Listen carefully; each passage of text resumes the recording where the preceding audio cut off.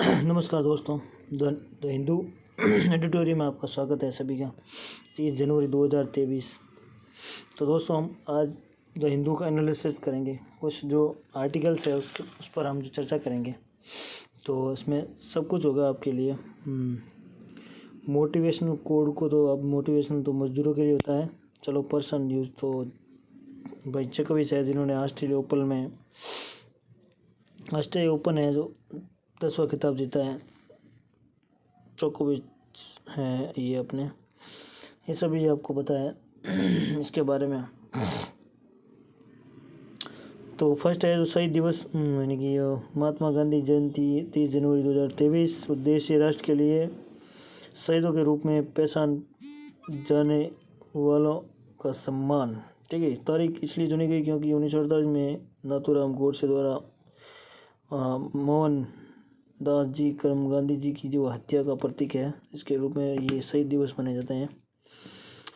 UPSC prelims के लिए खबर है, ये पहला क्वेश्चन है आपके लिए। भारत दिवस समारोह में भारत के मुख्य अतिथि की मिस्र के राष्ट्रपति अब्देल फतह अल सीसी का बुधवार को राष्ट्रपति भवन में रस्मी स्वागत किया गया, जिसके बाद उन्होंने प्रधानमंत्री के साथ व्यापक समझौता किया। तो ये है भाई अपने मिस्र कहाँ पड़ता है, आपको पता है। संबंध ऐतिहासिक, भारत और मिस्र दुनिया के दो सबसे पुरानी सभ्यताओं ने प्राचीन काल से निकट संपर्क के इतिहास का आनंद लिया है। सामान्य युग से पहले भी अशोक के अभिलेख टॉलमी द्वितीय के तृतीय मिस्र के साथ उनके संबंध उल्लेख हैं। महात्मा गांधी और मिस्र के क्रांतिकारी सदा जलग्लोल ब्रिटिश उपनिवेश शासन से स्वतंत्रता पर एक समान लक्ष्य साझा किया है। 1947 राजदूत स्तर पर राजनीतिक संबंध, 1955 मैत्रिक संबंध संधि और दोनों कूटनिरपेक्ष आंदोलन के संस्थापक सदस्य भी हैं। व्यापार, भारत और मिस्र के संबंध में जब 2021-22 में $726 बिलियन रिकॉर्ड ऊंचाई स्तर हासिल किया है। मिस्र ने 3.74 बिलियन भारतीय निर्यात और मिस्र के भारत के साथ जो है सांस्कृतिक संबंध है। मौलाना आज़ाद सेंटर फॉर इंडियन कल्चर कहिरा में 1992 में स्थापित किया गया केंद्र दोनों देशों के बीच सांस्कृतिक सहयोग को बढ़ावा देता है। निवेश 50-50 है। 50 से अधिक कंपनियां हैं जो रासायनिक ऊर्जा, कपड़ा, परिधान, कृषि व्यवसाय और खुदरा सहित मिस्र की अर्थव्यवस्था के विभिन्न क्षेत्रों में लगभग $3.15 मिलियन निवेश किया। भारत के मिस्र के निवेश लगभग 36 मिलियन अमेरिकी डॉलर है, जिसे स्मार्ट इलेक्ट्रोमीटर, कारपेंट्स और आईटी सेवाएं आदि शामिल हैं। रक्षा जनवरी विज्ञान क्षेत्र में तकनीकी, भारत और मिस्र के बीच द्विवार्षिक कार्यकारी कार्यक्रमों और वैज्ञानिक सहयोग कार्यक्रम माध्यम से विज्ञान और सहयोग किया जाता है। साइबर मुद्दों पर भी पहला संयुक्त कार्य समूह 2016 में नई दिल्ली में हुआ था। 17 में हुआ था ST स्वतः संयुक्त और इसरो NARSS JWG 2017 में काहिरा में आयोजित किया गया। कृषि, जैव प्रौद्योगिकी और नैनी प्रौद्योगिकी भारत मिस्र कार्यशाला 2018 शिलांग में हुआ था। अब कैसे सुना जाता है गणतंत्र दिवस का मुख्य अतिथि, जैसे कि मुख्य अतिथि के चयन के पीछे बहुत कुछ है। प्रक्रिया कार्यक्रम के लगभग 6 महीने पहले शुरू हो जाती है। सबसे पहले जो है केंद्र विचार भारत और संबंधित देश के बीच संबंधों की प्रकृति है।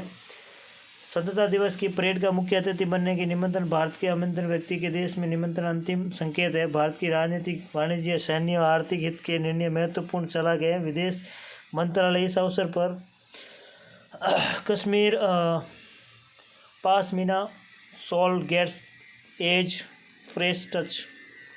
तो ये आर्टिकल है जो कश्मीरी अपना पास है। कश्मीर की प्रसिद्ध पासमीना शॉल जो सर्दियों में अपने सिग्नेचर जटिल बूटा पैसले पैटर्न पर जाती है, जो इस सप्ताह फ्रेंच टच मिला है इसको। इस सप्ताह में फ्रेंच टच मिला है। पश्चिमी सदनाओं को पूरा करने के लिए एक दुर्लभ बोली में कलाकार मैक्सिमिलियन प्लेट ने पेरिस की प्रदर्शनी में समकालीन कला रूप में कपड़ा का एक कैनवास बदल दिया। तो ये है जब पासमीन जो कश्मीर की है, ये इनकी जो इनका बकरी है, बकरी से मिलती है इनकी जो पासमिन सब फारसी सब पासम से है, जिसका अर्थ होता है नरम सोना। पासमिन एक पशु फाइबरी कश्मीरी से आता है जो लद्दाख में सांग धागी बकरी से प्राप्त होता है। ये लेह लद्दाख और जम्मू कश्मीर के ऊंची क्षेत्रों में के लिए स्वदेशी है। विशेषता, ये अपनी विशिष्ट डाई अवशोषित संपत्ति के अलावा इसकी गर्मी हल्के कोमलता के लिए जाना जाता है। पासमिन दुनिया में सबसे महंगा कपड़ा के लिए Guinness book of world record में मान्यता प्राप्त है। कश्मीरी में सबसे जो है महत्व है इसका है, पासमिन पूरी दुनिया में सबसे बेहतरीन उच्चतम गुणवत्ता वाले ऊन में से एक है पासमिना। और मापदंड है इसकी 100% शुद्ध पासम से बना होना चाहिए और रेशों की सहायता से 16 माइक्रोन तक होना चाहिए। शॉल कश्मीरी के स्थानीय कारीगरों हाथों बुना जाना चाहिए। सूत को केवल हाथ से काटा जाना चाहिए। तो कुछ इसके पैमाने हैं जो कश्मीरी के हैं। तो पासमिनी शॉल है जो दुनिया भर में लोगों को ध्यान आकर्षित करती है, इसलिए ये पूरी दुनिया में सबसे अधिक मांग जाने वाला शॉल में से एक बन गया है और इसकी उच्च मांग स्थानीय अर्थव्यवस्था को बढ़ावा देता है। तो किसी देश की अर्थव्यवस्था के लिए सबसे बढ़िया है, इसके खूब मायने हैं और महत्व भी है। तो इसकी मांग है जो देश विदेश के बाज़ार में बढ़ती है, तो भारत की जो है कश्मीर की अर्थव्यवस्था है वो डेवलप होगी। वहाँ के जो रूरल एरिया है वहाँ वो डेवलप होंगे। और ये जो भेड़ है देख लीजिए आप, सांग थांगी या पासमिनी बकरी, सांग थांगी या पासमिनी, ये जम्मू कश्मीर लद्दाख के ऊंचाई वाले क्षेत्रों के लिए देसी बकरी की एक विशेष नस्ल है। इन्हें अल्ट्रा फाइल कश्मीरी ऊन के लिए पाला जाता है, जिसे एक बार बुने जाने पासमिना के नाम से जाना जाता है। इन बकरियों को आमतौर पर ग्रेटर लद्दाख के सांगथांग क्षेत्र के खानाबदोश समुदाय द्वारा पालतू बनाया जाता है। सांगथांग की बकरी में सांगथांग लेह लद्दाख क्षेत्र में अर्थव्यवस्था की पुनर्जीवित किया है। तो उनकी जो वहाँ पे रूरल एरिया है वो डेवलप है। उनकी एक जो समुदाय है, खानाबदोश समुदाय है, जो उनकी पालतू पशु है जो वहाँ चराते हैं। तो ये जो भेड़ है इसका नाम है सांगथांगी और ये ग्रेटर लद्दाख ऊंचाई वाले पासमिनी बकरी है। तो आप देख सकते हैं इस बकरी की जो ऊन है। और दूसरा एक ये है, इसकी भी ऊन जो प्रसिद्ध है, सातोस तिब्बत मर्ग से प्राप्त महीन अंडरकोट फाइबर है, जिसे स्थानीय रूप से सिरु के रूप में जाना जाता है, जो मुख्य रूप से तिब्बत के सांगथांग पठार के उत्तरी भागों में रहने वाली प्रजाति है। यह अत्यधिक महंगी वस्तु है। खतरे के पास 1979 में तिब्बत में मर्ग शामिल हुए थे, जिसके कारण शहतूश शॉल और स्कॉप की बिक्री और व्यापार प्रतिबंध कर देता। तो इनकी जो शॉल है, इनकी जो है चमड़ी से बने जो भी है, जो इनकी व्यापार जो प्रतिबंधित कर दिया गया, बैन कर दिया गया था, क्योंकि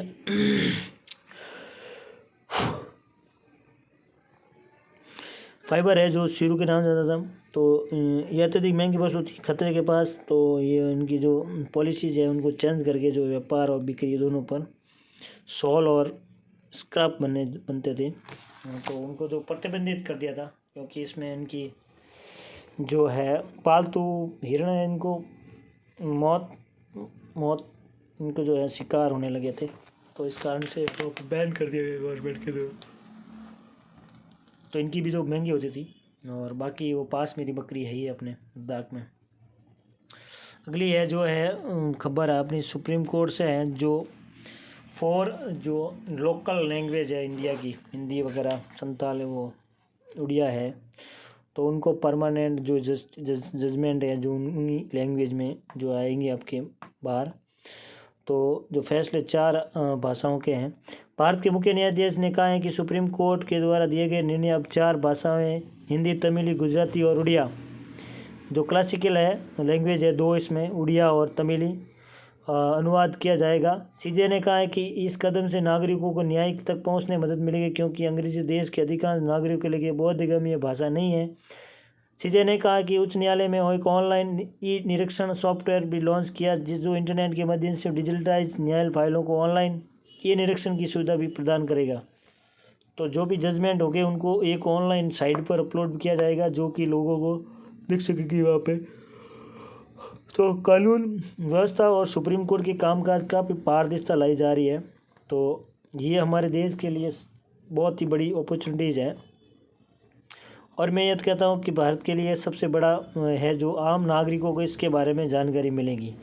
तो कोर्ट ने ये कहा है कि भाई सीजे ने कहा कि भाई जो इंग्लिश है जो सबके लिए जो है बोधगम्य नहीं है, तो हम इस जो हिंदी, तमिल, गुजराती और उड़िया में अनुवाद किया जाएंगे तो इससे पता चलेगा।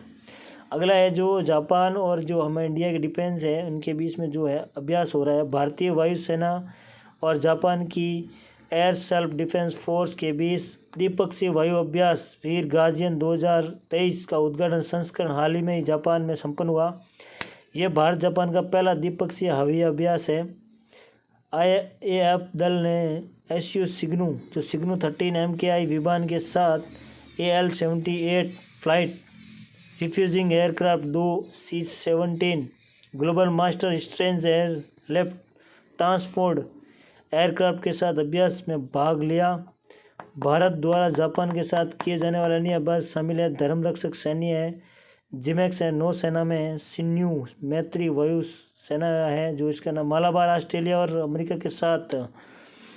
तो ये पहली बार भी था कि IAF महिला लड़ाकू पायलट एक विदेशी भूमि में हवाई युद्ध के अभ्यास भारतीय दल का हिस्सा था। तो ये लेडीज़ इसमें शामिल हुई थी। वीर गार्जियन में अन्य देशों के साथ है जो हमारे अभ्यास चलते हैं, जिसमें जापान के साथ चलते हैं।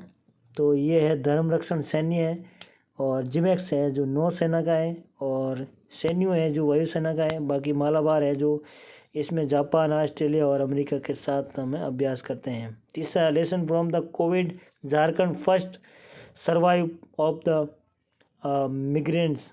जो कोविड के टाइम हुआ, जो प्लान हो रहा था, तो उसके रिगार्डिंग जो है आर्टिकल छपा है। तो इसके बारे में डिटेल से हम देख रहे हैं आगे कि किस तरह से जो है वहाँ के जो लोकल वो उन लोगों ने प्लान किया।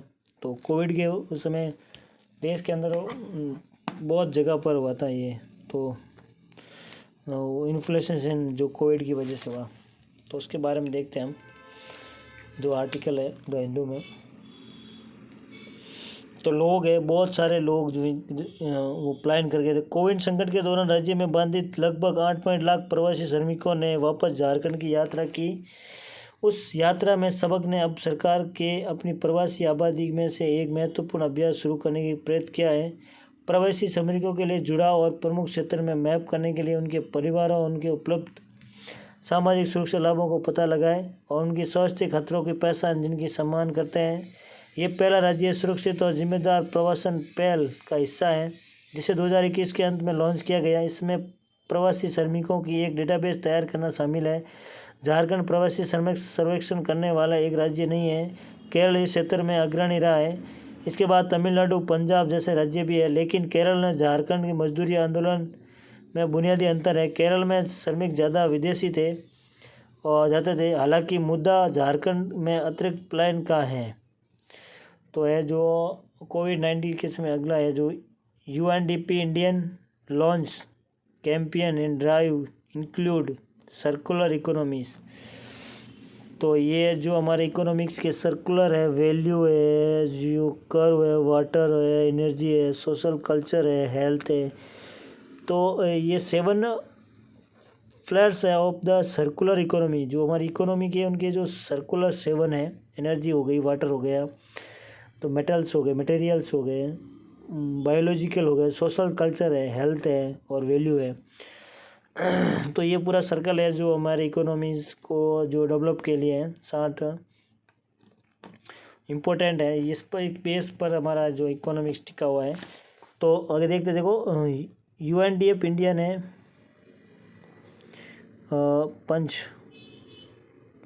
2 सस्टेन्स डेवलपमेंट गोल्स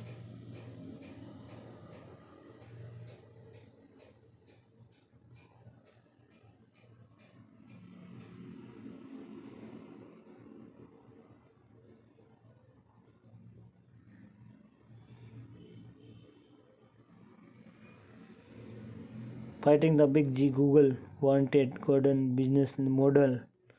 गूगल ने इस सप्ताह अपनी एंड्रॉयड और ऑपरेटिंग सिस्टम और गूगल प्ले स्टोर को आगे बढ़ाने के लिए भारत में उपयोग किए जाने वाले व्यवसाय मॉडल को बदलना शुरू किया। सुप्रीम कोर्ट ने 27 जनवरी को गूगल के लिए भारतीय पारदर्शिता आयोग के फैसले का पालना करने के लिए समय सीमा तय की थी। नए मॉडल स्मार्टफोन निर्माता ऐप्स का एक गुलदस्ता बनाने के बजाय गूगल से अलग अलग ऐप की लाइसेंस ले सकते हैं। ज़रूरी नहीं कि गूगल एक सर्च इंजन डिफ़ॉल्ट सेटिंग में एंड्रॉयड का प्रभुत्व क्रॉस सब्सिडी के जटिल मॉडल पर आधारित है।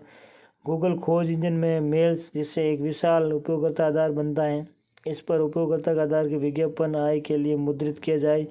यहाँ तक कि तृतीय पक्ष ऐप सभी गूगल से दूरी नहीं कर सकते हैं। गूगल इस विज्ञापन की परिस्थिति तंत्र के दोनों पक्षों को नियत करता है, उपयोगकर्ता के साथ साथ तृतीय पक्ष में ऐप डेवलप्स, और इसे एक 4 दीवारी वाला बगीचा बनाता है।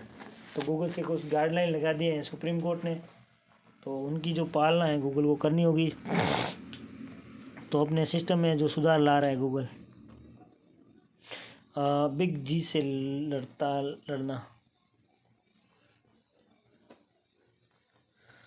बहुत बड़ा सर्च इंजन है गूगल। अप्रैल से 15 साल पुराने सभी वैन कबाड़ कर दिए जाएंगे सरकारी वैनों को। एसओजी फिल्म फेस्टिवल 2000 मुंबई में एक भावी समारोह शुरू हुआ। कपड़ा मंत्रालय ने मुख्य राजनीति 15 अनुसंधान विकास परियोजनाओं को मंजूरी देता है।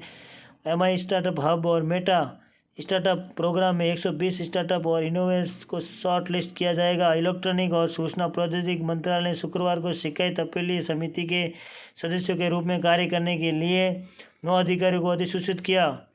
केंद्रीय ग्रेट निकोबार ट्वीट पर 41,000 करोड़ रुपए के अंतर्राष्ट्रीय ट्रांसमिशन पोर्ट की तैयारी कर रहा है। तो ये बहुत बड़ा केंद्र का ग्रेट निकोबार में है, जो द्वीप पर 41,000 करोड़ रुपए की जो अंतर्राष्ट्रीय ट्रांसपोर्टमेंट पोर्ट तैयार कर रहा है। तो ये बहुत बड़ी अपॉर्चुनिटीज़ है अपने ये जो ग्रेट निकोबार के लिए।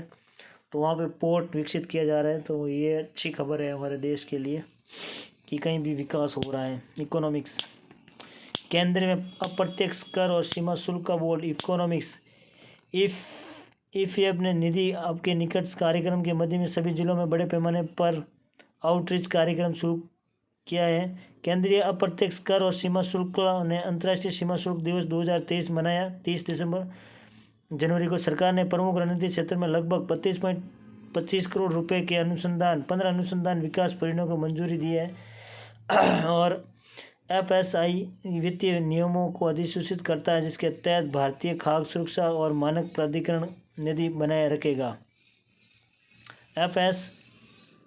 एफएसएसआई वित्तीय विनियमों को अधिसूचित करता है, जिसके तहत यह भारतीय खाद्य सुरक्षा और मानक प्राधिकरण निधि बनाए रखेगा।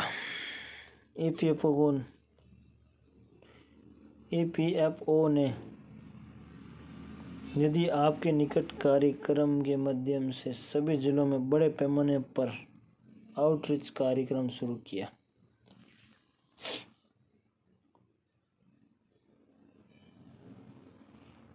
केंद्रीय अप्रत्यक्ष कर सीमा शुल्क बोर्ड ने अंतर्राष्ट्रीय सीमा शुल्क दिवस 2023 मनाया। मनाया भाई, बहुत बढ़िया करिए।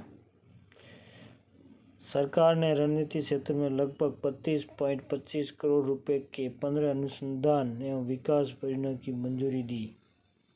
सरकार ने प्रमुख रणनीति क्षेत्र में लगभग 32.25 करोड़ रुपए की 15 अनुसंधान एवं विकास परियोजनाओं को मंजूरी दी। Next slide. सांस्कृतिक सहयोग पर भारत मिस्र समझौता ज्ञापन पर 5 साल के लिए हस्ताक्षर किए। भारत और दक्षिण अफ्रीका ने 12 चीतों को भारत में स्थानांतरित करने के लिए एक लंबे समय से लंबित समझौते पर हस्ताक्षर किए। भारत राष्ट्रपति जो बाइडेन ने अगले white house chief of staff के रूप में प्रशासन के कोरोना वायरस प्रतिक्रिया को देख रेख करने वाले जेफ जोर्ज का नाम लिया। तो ठीक है भाई, 15वां ब्रिक्स शिखर सम्मेलन अगस्त में दक्षिण अफ्रीका के डरबन में आयोजित किया जाएगा। तो दक्षिण अफ्रीका में 15वां ब्रिक्स जो है शिखर सम्मेलन अगस्त में अफ्रीका में आयोजित किया जाएगा। ये एक अंतर्राष्ट्रीय न्यूज़ का फैक्ट है। Instant prelims world. तो इसमें पहली तो भाई कि मिस्र के साथ है हमारे जो है 5 साल के लिए हस्ताक्षर हुए हैं सहयोग संस्कृति सहयोग के लिए। और दूसरा है हमारे जो 12 सीटें थे उस पर जो है सीढ़ी लगाई गई हमारे दोनों देशों के बीच में, दक्षिण अफ्रीका और भारत के बीच में। तीसरा है जो बाइडेन है जो वाइट हाउस के अंदर है, जो कोरोना काल में आधार, UPI, digi locker, CoWIN, GM और जीएसटीएन जैसे डिजिटल समाधानों के समूह का नाम है भारत ढेर। इंडियन स्टॉक, आधार, UPI, digi locker, CoWIN, EM जैसे जीएसटी पिन जैसे डिजिटल समाधानों के लिए बहुस्तरीय समूह है जिसने भारत में डिजिटल परिवर्तन में महत्वपूर्ण भूमिका निभाई। पूरी दुनिया में भारत की डिजिटल सामान को व्यापक रूप से अपनाने की सुनिश्चित करने के लिए इंडियन स्टेज डेवलप कॉन्फ्रेंस नई दिल्ली में आयोजित की जाएगी। वर्ल्ड गवर्नमेंट समिट 2023 में इंडियन स्टॉक भारत ने वोट देने और चुने जाने का अधिकार। कौन सा अधिकार है? भारत में वोट देने और चुने जाने का अधिकार कौन सा है? यह है संवैधानिक अधिकार। तो दोस्तों ये जो क्वेश्चंस है बड़े ही इम्पोर्टेंट है। आपको संविधान के बारे में नॉलेज होना चाहिए कि भारत में वोट देने और चुने जाने का अधिकार है वो कौन सा अधिकार है, तो संवैधानिक अधिकार है। आगे हम स्लाइड में इसमें विस्तार पूर्वक पढ़ेंगे कि भाई संवैधानिक अधिकार कौन से होते हैं, क्या होते हैं और इसे कैसे हासिल करते हैं। ठीक है, तो इंडियन कॉन्स्टिट्यूशन के अंदर हमें जो राइट्स मिले हैं उन राइट्स का हमें यूज कैसे करना है वो हमारे ऊपर है। और लाइफ के अंदर हमेशा आपको व्यवहारिक रहना है। क्या रहना है? व्यवहारिक।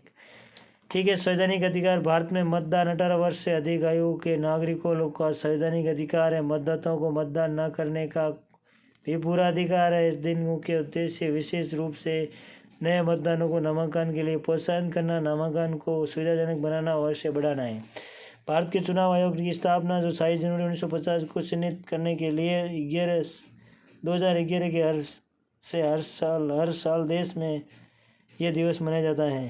27 जनवरी को, 25 जनवरी को मतदान दिवस। तो बहुत ही ये इंपॉर्टेंट सवाल था। 25 जनवरी को हमको याद ही नहीं रहा कि मतदान दिवस है। 27 जनवरी आप झंडा बनाने चले गए, पता नहीं आपको, तो भाई साहब पता कर लो 25 जनवरी को क्या मनाया जाता है? मतदान दिवस।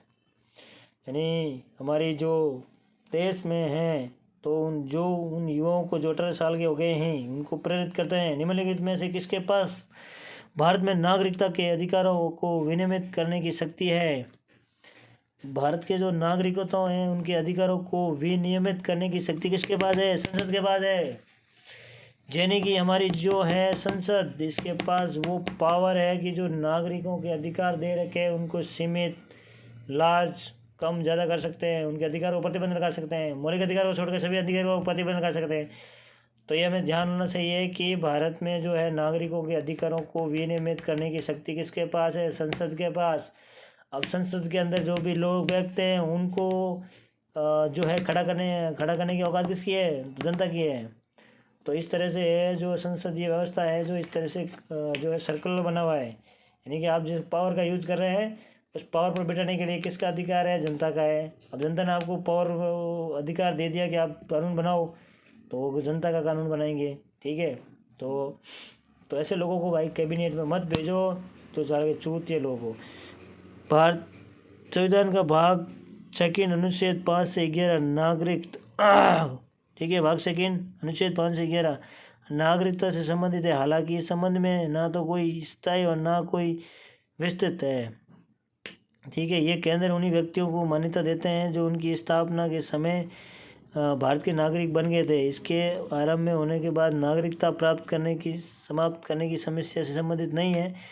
यह संसद को ऐसा मामलों में नागरिकता के संबंधित किसी भी अन्य मामले में कानून बनाने का अधिकार देता है और तदनुसार संसद ने नागरिकता अधिनियम 1955 बनाया, जिसे समय समय पर संशोधित किया जाता है।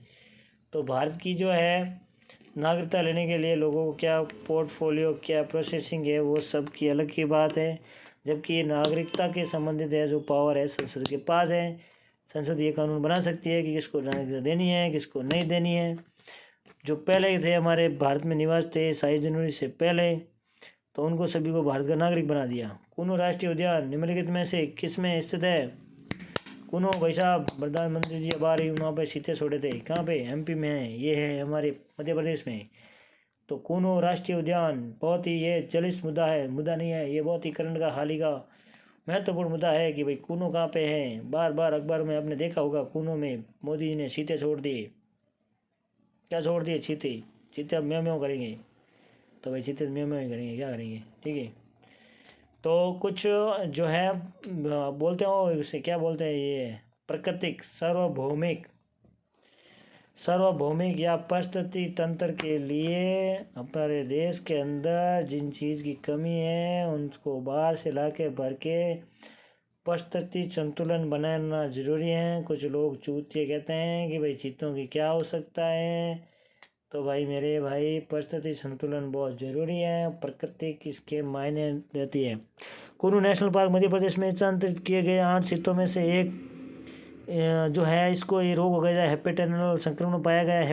हेपेटाइनल संक्रमण एक ऐसी स्थिति है जिसमें रोगी बिगड़ा हुआ यकृत समूह के कारण गुर्दों की समस्या से विकसित करता है। मध्य प्रदेश में कुल्लू नेशनल पार्क में सभी वन्यजीव प्रेमियों के लिए सबसे अनोखे स्थलों में से एक है। इसमें शीतल, सांबर, नीलगाय, जंगली सुअर, सिंकारा, मवेशी स्वस्थ आबादी है। इस साल शुरुआत में एक बड़े वर्ष रणथंभौर वापस भेजे जाने के बाद पार्क में वर्तमान में बड़े मांसाहारी के रूप में केवल तेंदुए और धारीदार गढ़वाल बाघ हैं मध्य प्रदेश किन्नू में। तो इसमें स्थानांतरित किए थे 8 चीते, इनमें से एक को है जो हेपेटाइनल संक्रमण पाया गया। तो ये हेपेटाइनल जो नोट डाउन कर सकते हो आप कि भाई जो 8 है चीते, उनमें से एक चीते को है ये रोग हो गया, ये जो उनकी गुर्दों के अंदर होता है भाई। हाँ, अगला है जो है कुशल आलस्य की नीति के लिए किस गवर्नर जनरल का काल प्रसिद्ध है? तो ये लॉरेंस का है भाई। आलस्य का मतलब आप शांति रहो, शांति बनाए रखो, यानी अपने खुद को जानबूझकर आलस्य देना। ये है जो हमारे जॉन लॉरेंस है, इन्होंने ऐसे कुछ गुटनिरपेक्ष के भी सिद्धांत हैं, पर गुटनिरपेक्ष अलग है। ये कुशल आलस्य यानी आलसी ना होकर भी आलस बनना, ना आलस्य करना, या किसी काम के या किसी व्यवस्था या किसी क्षेत्र विशेष या कहीं से भी जो उस लीक से हटना या लीक से हटने की कोशिश करना, इसे कहते हैं कुशल आलस्य। तो जो लॉरेंस है, गवर्नर जनरल लॉरेंस का युगल कुशल आलस्य की नीति के लिए प्रसिद्ध है।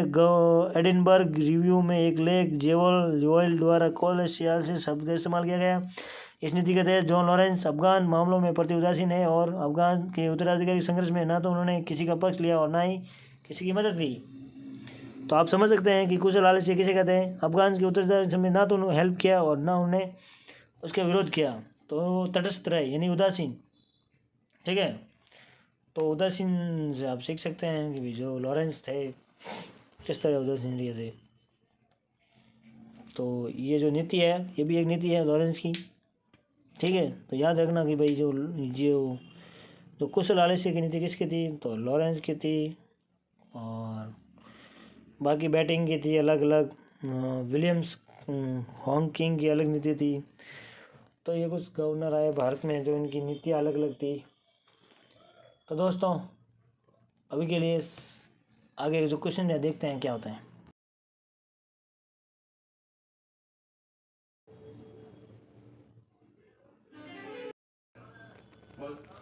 आशादीप होप ट्वीट बंगाल की खाड़ी में कांगनाडा भारत के तट पर स्थित छोटा ट्रैपलोलाकार द्वीप है। होप आइलैंड काकीनाडा शहर के बंगाल की खाड़ी से आने वाले तेज तूफान से बचाता है। होप द्वीप एक प्रकार की विराम जल के रूप में प्रदान करता है।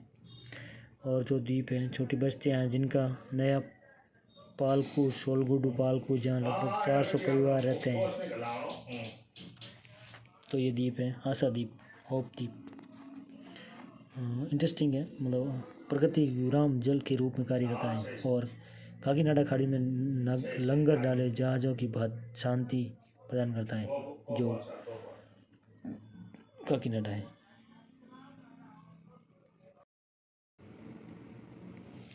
Hope Iceland.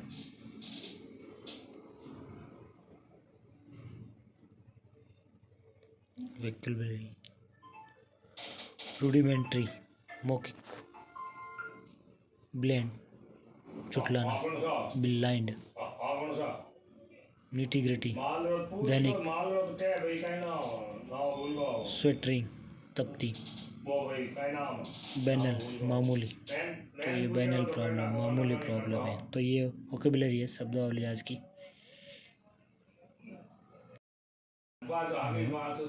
तो दोस्तों ये वोकैबुलरी आप देख लेना आगे। जय हिंद जय भारत दोस्तों। इसी तरह भाई को सपोर्ट करो, लाइक शेयर।